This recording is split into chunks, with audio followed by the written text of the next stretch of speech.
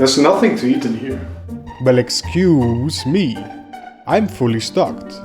Maybe you should learn how to cook. I didn't buy you to judge me. And I didn't sign up to shill your expired milk, Toby. That's low fridge. Not as low as your standards for leftovers.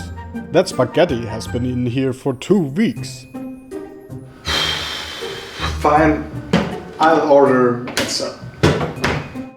Typical. Wait, what is that supposed to mean? It means you're single for a reason. You're just jealous because I can unplug you anytime. Oh yeah? Good luck eating warm yogurt, bitch.